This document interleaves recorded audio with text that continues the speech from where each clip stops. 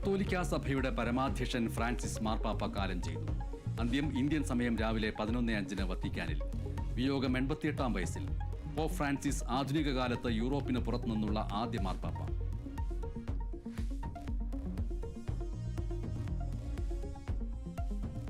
വിടവാങ്ങിയത് സഭയെ നവീകരിക്കാൻ ശ്രമിച്ച മഹാ ഇടയൻ.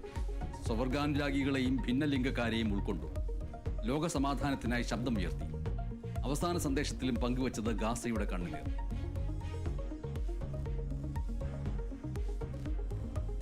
ഫ്രാൻസിസ് മാർപ്പാപ്പയെ അനുസ്മരിച്ച ലോകം. കാരുണ്യത്തിന്റെയും വിനയത്തിന്റെയും ദീപസ്തംഭമായി മാർപ്പാപ്പയെ ലോകം ഓർമ്മിക്കുമെന്ന് പ്രധാനമന്ത്രി. വിട പറഞ്ഞത് സഭയ്ക്കും ലോകത്തിനും മാതൃക നൽകിയയാളെന്ന് കർദിനാൾ ബസേലിയോസ് മാർ ക്ലീമീസ്. എല്ലാവരെയും ചേർത്ത് പിടിച്ച മനുഷ്യസ്നേഹിയെന്ന് major archbishop Mar Raphael Thattil. നിയോഗം ഭംഗിയായി പൂർത്തിയാക്കിയെന്ന് ആർച്ച് ബിഷപ്പ് തോമസ് ജെനെറ്റോ.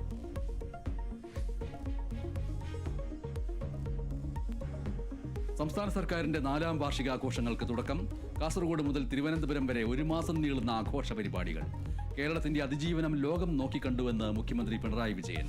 പ്രതിസന്ധികളിൽ കേന്ദ്രം സഹായിച്ചില്ല എന്ന് രൂക്ഷ വിമർശനം.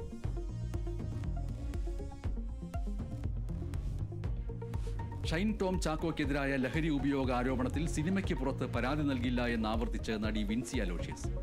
മാറ്റം വേണ്ടത് സിനിമയ്ക്കകത്ത്. അന്വേഷണവുമായി സഹകരിക്കുമെന്നും വിൻസി. ഗുണ്ടകളെ കണ്ട് ഓടിയെന്ന ഷൈൻ ടോമിന്റെ മൊഴി വിശ്വാസത്തിലെടുക്കാറായിട്ടില്ല എന്ന് കൊച്ചി സിറ്റി പോലീസ് കമ്മീഷണർ. ലഹരി കേസിൽ നടൻ ഷൈൻ ടോമിനെ ആവശ്യമെങ്കിൽ വീണ്ടും ചോദ്യം ചെയ്യുമെന്ന് പുട്ട വിമലാദിത്യ. നടി വിൻസിയുടെ പരാതിയിൽ ഷൈൻ ടോം ചാക്കോയ്ക്കെതിരെ ഫിലിം ചേംബർ നടപടി ഉടൻ ഇല്ല.